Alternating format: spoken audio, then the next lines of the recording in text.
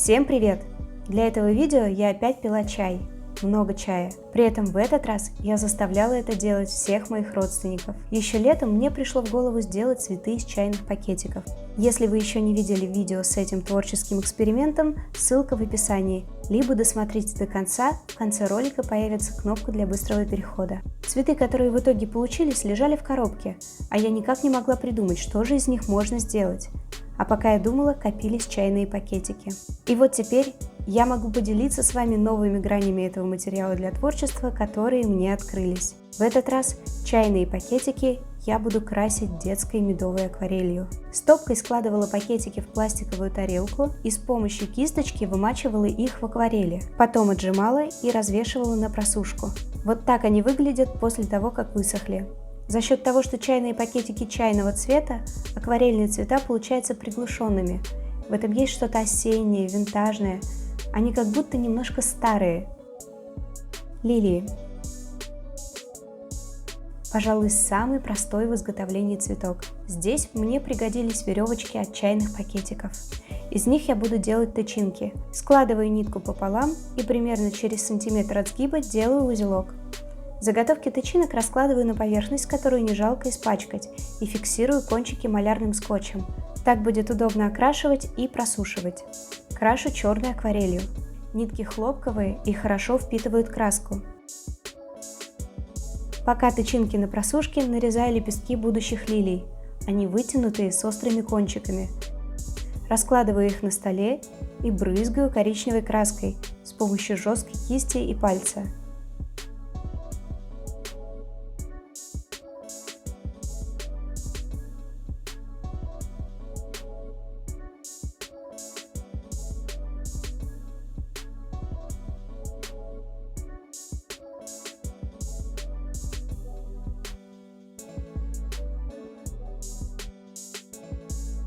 Когда лепестки высохли, накручиваю их на карандаш и сжимаю.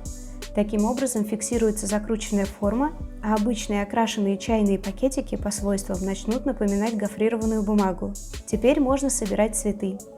Закреплять их буду с помощью нитки. В каждой лилии 5 лепестков, в центре цветка 3 тычинки.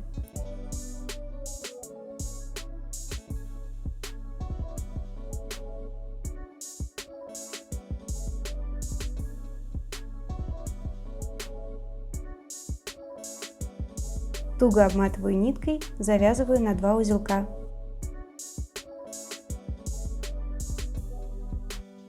Расправляю лепестки. Лилии получились подозрительно похожими на ваниль, особенно желтые. Из зеленых чайных пакетиков решила сделать бутон лилии. Для этого складываю лист пополам и заворачивала по краям так, чтобы получилась такая лодочка. Лодочка с хвостиком. Склеивала по 3 лодочки в бутон и закручивала внизу хвостики. Особенно мне нравятся те бутоны, которые из чайных пакетиков разных оттенков.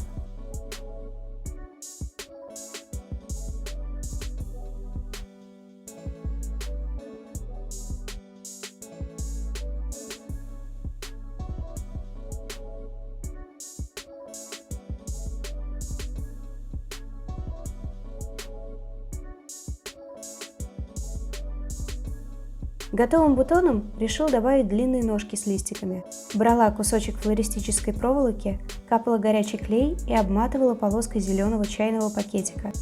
Потом на горячий клей фиксировала на этой палочке бутон. Вырезала продолговатые листики с острыми кончиками.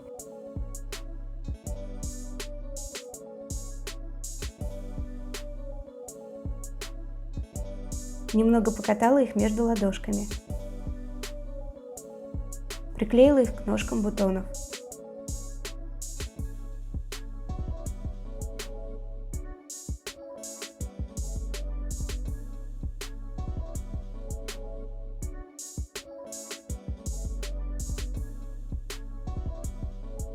Потом я сравнила величину бутона с лилиями, и я поняла, что бутоны явно слишком большие, поэтому сделала еще несколько лилий большего размера.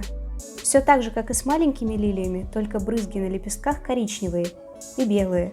Притом белые были сделаны гуашью, так как акварельные получаются бледные.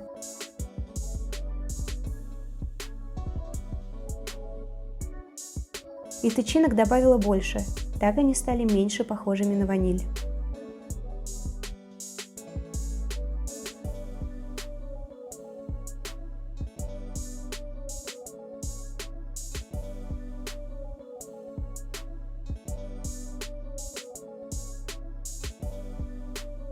Подсолнухи. Для сердцевины подсолнуха связывала в пучки и фиксировала узелком на конце по 7 и больше ниточек. Разложила их на 2 примерно равные по длине линии и зафиксировала кончики малярной лентой. Потом вырезала из тонкого картона кружки и отложила их в сторону. Приклеила ленты с пучками перпендикулярно друг другу и начала плести. На верхней ленте подняла пучки через один наверх.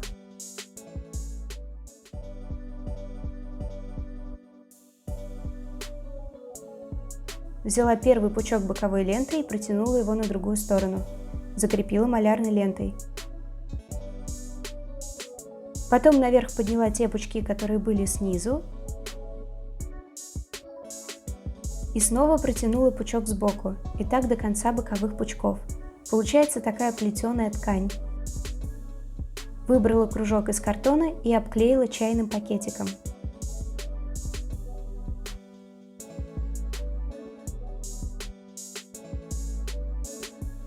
Сверху нанесла горячий клей и приклеила плетеную ткань. Дополнительно проклеила по бокам, обрезала лишнее с припуском на подгиб и приклеила края с обратной стороны.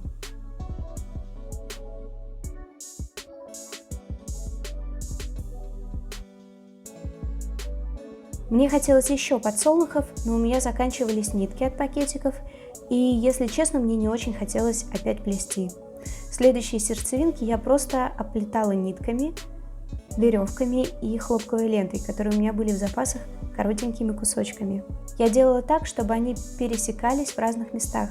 Сначала клеила горизонтально в одном месте сердцевинки, потом вертикально в другом месте, снова горизонтально и опять вертикально. Готовые сердцевинки покрасила акварелью в коричневый с добавлением черного.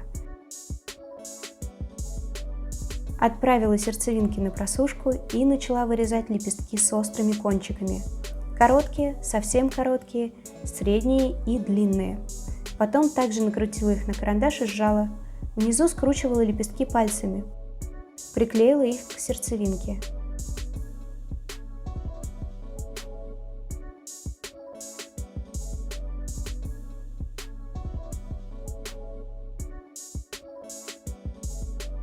Подсолнухи готовы. Маки. Маки также начинаю с сердцевинки. Для этого я беру чайные пакетики, предварительно окрашенные в черный цвет, и тонкие резинки в обмотке черного цвета. Мне кажется, такая резинка называется шляпной. У меня они давно лежали в огромном количестве, маленькими отрезками. Я беру обрезки лепестков и скатываю из них шарик. Оборачиваю его черным чайным пакетиком и закручиваю снизу.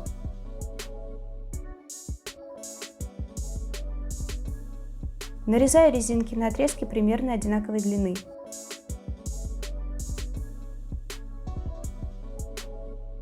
И обклеиваю шарик по кругу.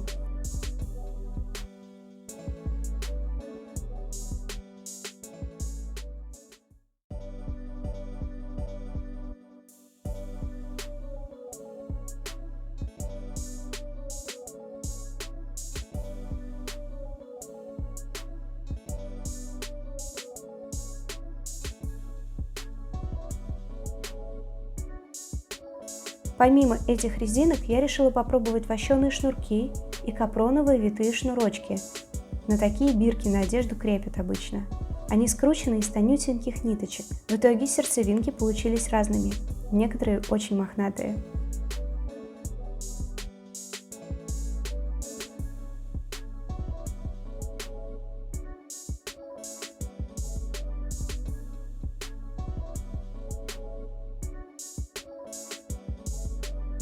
Пришло время лепестков. У мака они широкие, поэтому вырезаю широкие треугольники с закругленными двумя углами из чайных пакетиков разных оттенков красного. Также накручиваю их на карандаш и сжимаю. Приклеиваю к сердцевинке на горячий клей.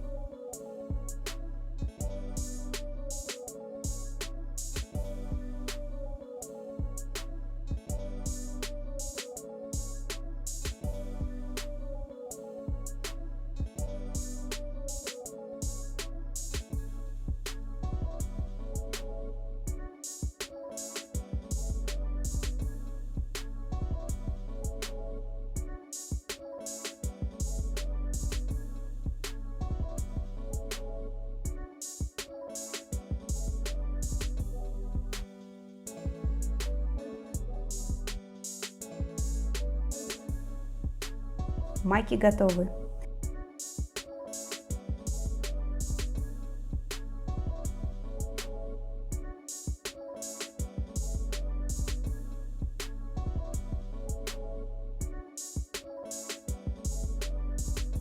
Еще у маков есть коробочки с семенами. Сделала их.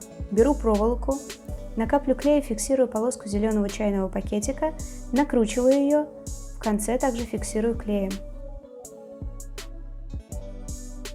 Делаю петельку на проволоке и в зеленом чайном пакетике делаю дырочку. Просовываю до петельки и фиксирую горячим клеем.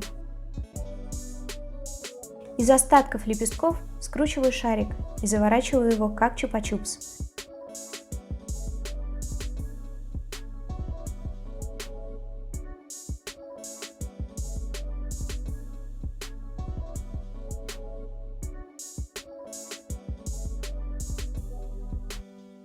Сверху отрываю все лишнее и фиксирую ниткой болотного цвета.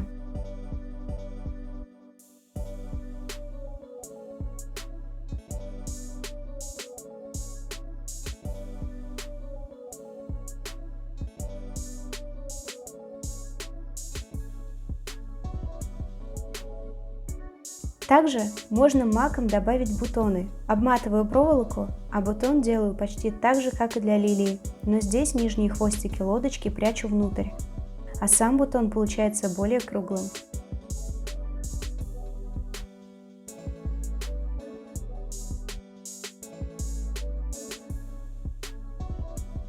Складываю чайный пакетик, края и хвостик внутрь, чтобы получилась лодочка без хвостика, и приклеиваю к обмотанной проволоке и другим таким же лодочкам.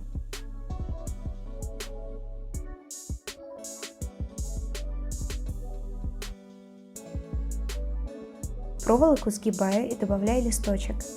Вырезаю его так, делаю надрез и скольжу ножницами в бок, надрез и в бок. Накручиваю его на карандаш и сжимаю.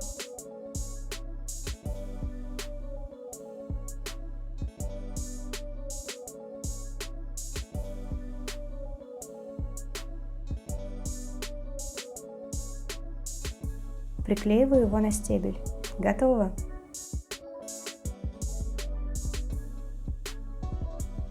Ромашки. Для лепестков ромашек чайные пакетики крашу в белый. Некоторые красила акварелью, они будут блеклыми. Остальные красила гуашью. Она очень плотно ложится на пакетик, и эти листочки более жесткие, и цвет этих лепестков более насыщенный. Пока лепестки сохнут, занимаюсь сердцевинками ромашек. Из тонкого картона вырезала кружки и взяла обрезки от лепестков желтого цвета. Скручиваю в жгутик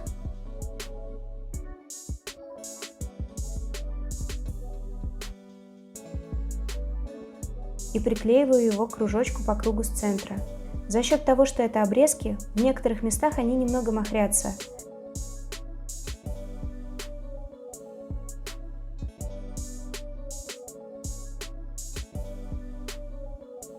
Обклеиваю край кружочка так, чтобы нигде не торчал картон.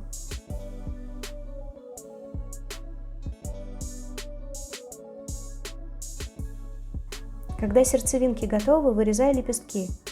У ромашки они закругленные сверху.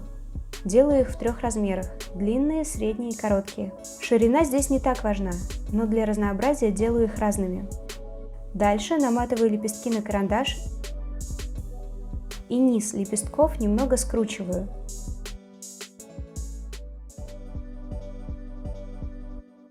Приклеиваю их к сердцевинке. Сначала короткие, потом средние, потом длинные. Ромашки готовы. Теперь ромашкам делаю зелень. Она будет похожа на укроп. На верхушке веточки будет зеленая ромашка, которая уже отцвела. Я скручиваю конус из зеленого чайного пакетика, затем обкручиваю его жгутиком из скрученной полоски.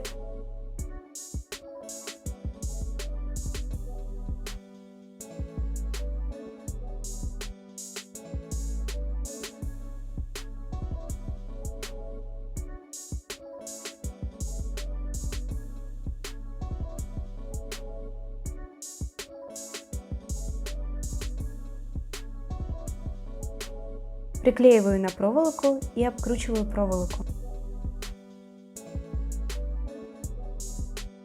Приделываю юбочку с бахромой.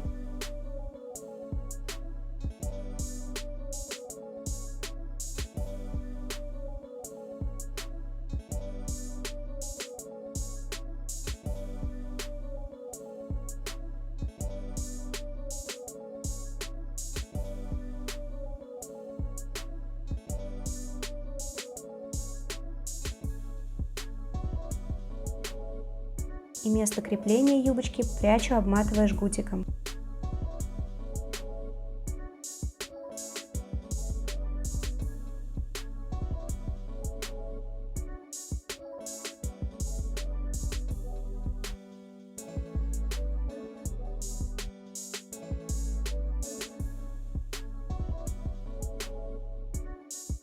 Теперь делаю укроп. Полоски из чайных пакетиков нарезаю бахромой. Фиксирую горячим клеем и накручиваю на проволоку бахромой вверх.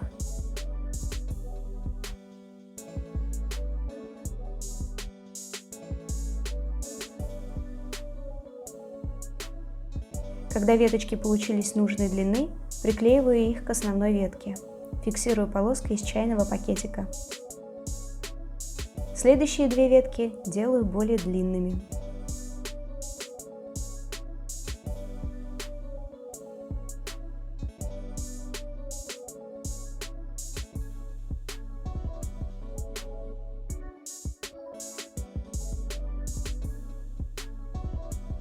Бархатцы. Для бархатцев беру чайный пакетик и рву его напополам. Наматываю на карандаш по всей длине и сжимаю. Беру проволоку, делаю петельку, капаю горячий клей на нее и вот таким образом сжимая, накручиваю на нее полоску.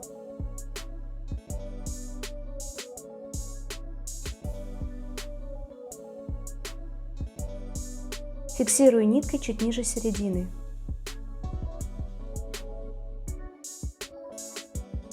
Дальше также сжимаю на карандаше полоски из чайных пакетиков, потом делаю ножницами широкую бахрому. Складываю эту полоску в пучок и добавляю еще несколько полосок с такой же бахромой.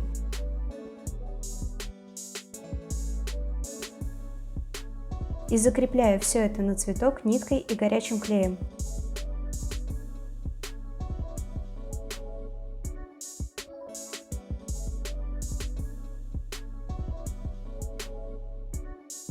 Так добавляю объем цветку, пока не останусь довольной. Потом из полоски зеленого чайного пакетика вырезаю бахрому из листиков и сминаю ее. Приклеиваю снизу цветка в два слоя.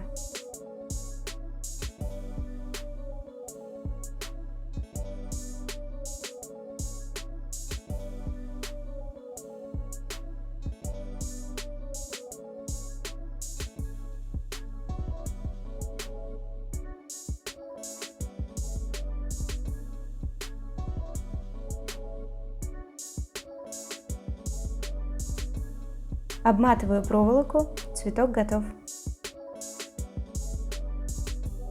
Еще можно сделать не раскрывшийся цветок. Для него, так же как и для первого, делаем сердцевинку на проволоке и обматываем ее нитками.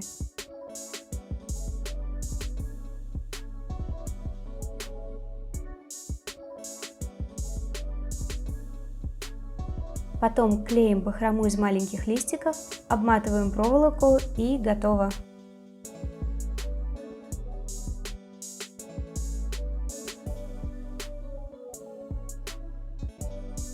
Теперь делаем веточку с листиками, отдаленно похожими на листики бархатцев. Складываем чайный пакетик гармошкой и вырезаем длинные узкие листики. Обрезки от этих листиков слегка скручиваю в полоску, на которую приклеиваю листики, кончик которых предварительно скручиваю.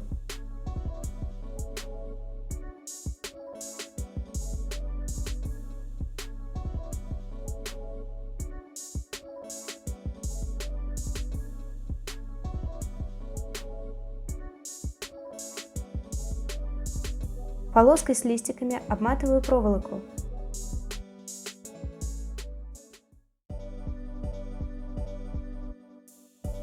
Сверху должен торчать листик.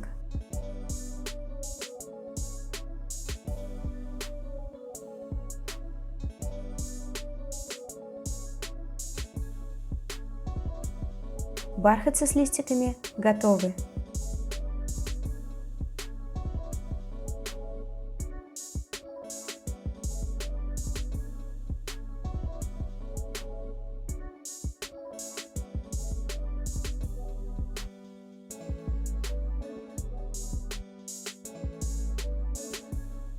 Гладиолусы. Крашу чайные пакетики в оттенке фиолетового, также акварелью, и отправляю на просушку. После того, как пакетики высохли, начинаются гладиолусы. Делаю маленькие лодочки с хвостиками, как для бутонов лилии, но склеиваю по два, это верхние бутоны.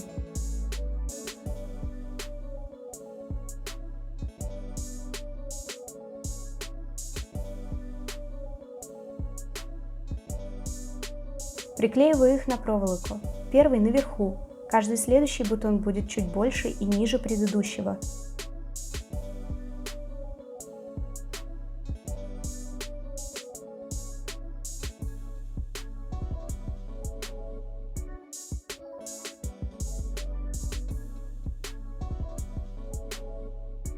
Здесь в третьем бутоне уже появляются лепестки.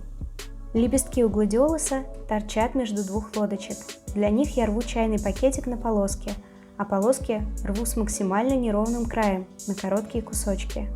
Потом эти кусочки накручиваю на карандаш и сжимаю, немного закручиваю пальцами в конце и размещаю их между двух лодочек.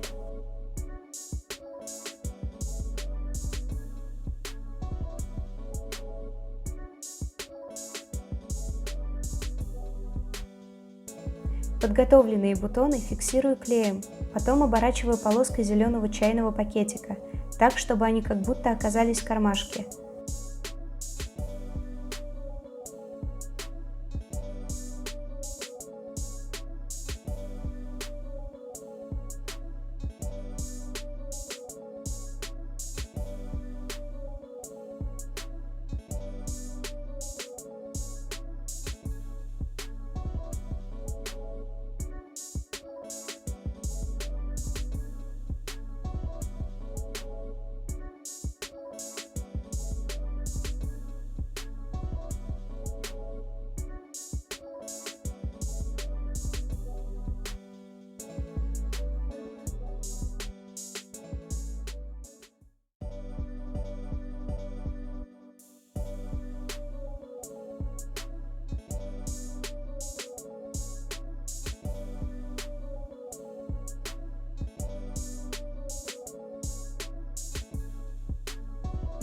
Следующий цветок будет уже с тычинками. Сделала их, скрутив в жгутики обрезки желтых лепестков.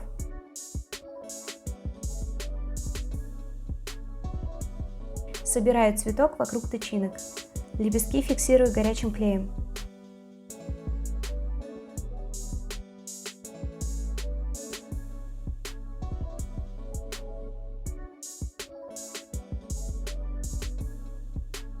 В этом цветке для объема в нижней части добавила полоску зеленого пакетика и вложила немного обрезков в лодочку.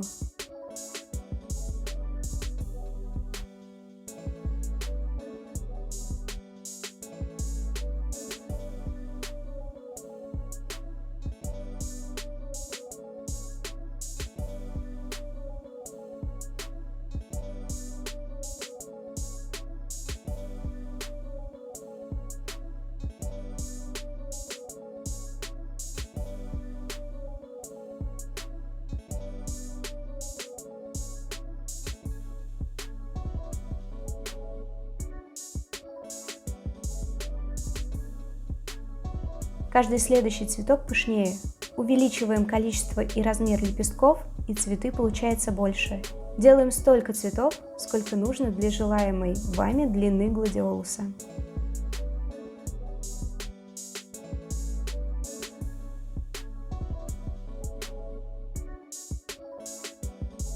Основа венка. Склеила в 4 слоя картон и вырезала форму будущего венка. Теперь в дело идут все обрезки от лепестков. Скручиваю из них жгутики и приклеиваю их на венок.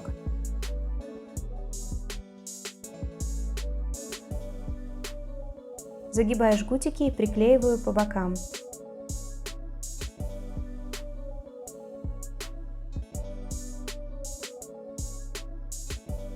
Сзади обрезаю их до одной длины и тоже приклеиваю.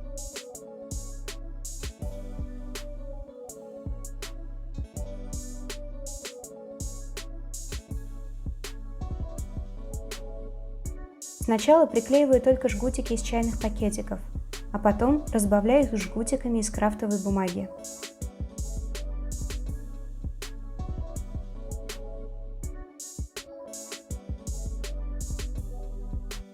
В широкой части венка жгутики только из нее.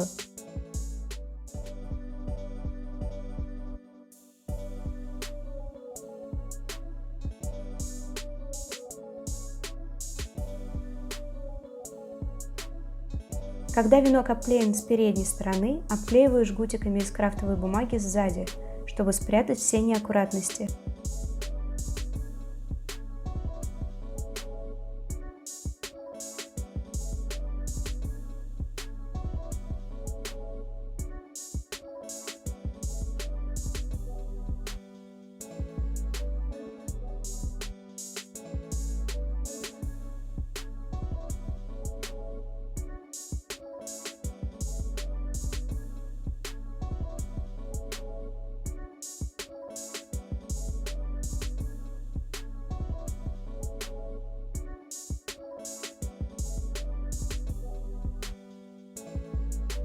Вот такая в итоге получилась основа спереди.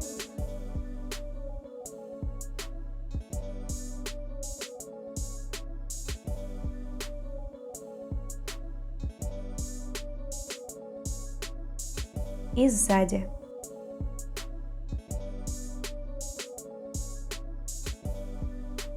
Теперь осталось приклеить на нее цветы. Начала с гладиолусов.